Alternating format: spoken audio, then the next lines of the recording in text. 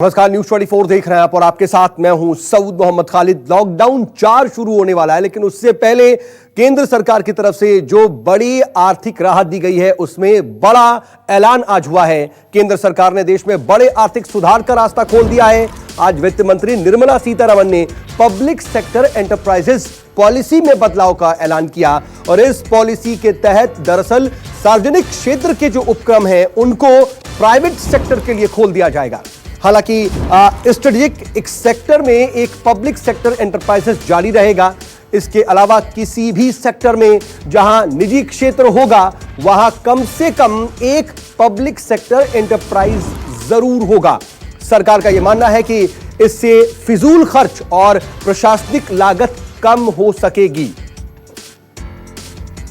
ये जो list strategic sectors की बनेगी, इसको पब्लिक इंटरेस्ट को यानी कि जनहित को, राष्ट्रहित को और राष्ट्रीय सुरक्षा को ध्यान में रखते हुए बनाया जाएगा और इससे बाहर जो कंपनियां रह जाएंगी उनको प्राइवेटाइज करने के अवसर दिए जाएंगे, जहां पर प्राइवेट प्लेयर्स आकर आ सकते हैं। चाहे इनके मर्जर्स की बात हो, विलयीकरण की बात हो, वो भी किया जा सकता है, इनकी कैपेसिटी बिल्डिंग के लिए भी। और पीएससीज को प्राइवेटाइज करने के लिए समय पर, जब उचित समय होगा, बाजार को देखकर कि कब इसका निजीकरण करना चाहिए, मार्केट के हालात और प्रशासनिक साध्यता को देखकर जनहित में वो भी लिया जाएगा। और ये जो लिस्ट है पीएससीज की, इसको तैयार किया जाएगा, लेकिन स्ट्रैटेजिक सेक्टर्स में कम से कम एक ये पब्लिक सेक्टर एंटरप्राइज सार्वजनिक उपक्रम बना रहे, इसके लिए हम लगातार नीति में रहेगा।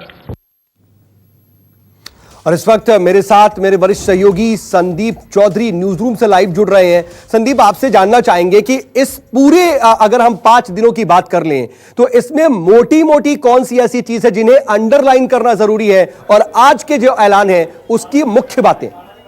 देखिए, बाकी बातों पर हम बाद में चर्चा करते हैं, लेकिन इस वक्त की जो सबसे बड़ी खबर है खालिद, वो ये कि सरकार सार्वजनिक उपक्रम जो हैं, हमारे पब्लिक सेक्टर अंडरटेकिंग्स जो हैं, अब उन्हें प्राइवेटाइज यानी कि उनका निजीकरण करने वाली है। ये बिल्कुल साफ हो गया है। 1991 के बाद अगर कोई सबसे बड़ा गेम चेंजर है तो ये गेम चेंजर साबित हो सकता है। इस पर राजनीति भी बहुत हावी होने वाली है, क्योंकि जो आधुनिक भारत है, आजाद भारत की जो नींव अगर किसी ने रखी तो वो पब्लिक सेक्टर एंटरप्राइजेस, सार्वजनिक उपक्रमों ने वो भारत की नींव रखी थी। अब सरकार क्या कह रही है? निजीकरण का मतलब क्या होगा कि जो सरकारी उपक्रम थे, जहां पर सरकार ही उन उपक्रमों को चला रही थी, वो निजी कंपनियों के लिए भी खोल दिए जाएंगे। सरकार ये कह रही है कि कुछ क्षेत्रों को वो रणनीतिक मानेंगे, यानी कि स्ट्रेटेजिक मानेंगे, और वहां पर कम से कम एक सरकारी उपक्रम की मौजूदगी होगी। ज्यादा से ज्यादा वो 4 हो सकते हैं। लेकिन वहां पर प्राइवेट प्लेयर्स को भी अलाउ किया जाएगा, इजाजत मिलेगी। तो ऐसे में क्या आता है? रेल सरकार चलाती है, वो भी अब प्राइवेट सेक्टर के लिए खुल जाएगा। तेल, आप अपनी गाड़ी लेकर जाते हैं खालिद, आप किसी भी पेट्रोल पंप पर जाएंगे तो बीपीसीएल, एचपीसीएल, ऑयल इंडिया, ये तमाम जो पेट्रोल पंप्स हैं ये सरकार चलाती है, ये सरकारी उपक्रम है। अब यहां पर भी प्राइवेट प्लेयर्स की मौजूदगी हो जाएगी। आप बसों में ट्रैवल करते हैं तो Haryana roadways, Uttar Pradesh roadways, Rajasthan roadways, ये सरकारें चलाती आई हैं, ये भी खुल जाएंगे।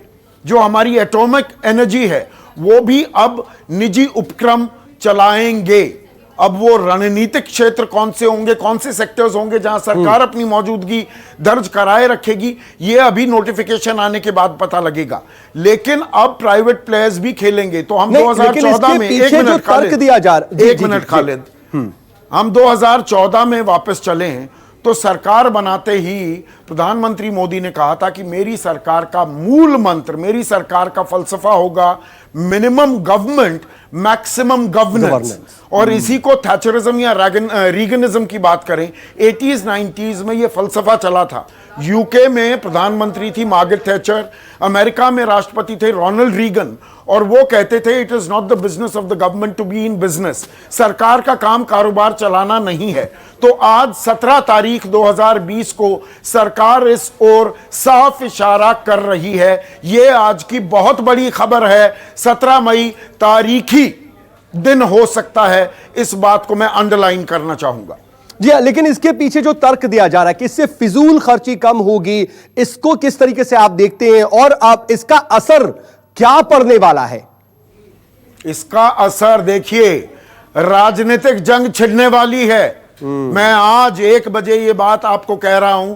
अभी देखिएगा बयानबाजी का सिलसिला शुरू हो जाएगा, विपक्ष हमलावर होगा, सूट बूट की सरकार वाला तंज फिर से आने लगेगा, क्रोनी कैपिटलिज्म की बात होने लगेगी कि कुछ घरानों को फायदा उठाने के लिए सरकार ये कदम उठा रही है। हालांकि ये सरकार का जो कदम है ये बहुत जरूरी भी है अपने आप में। आज की तारीख में सरकार के पास पैसा नहीं है।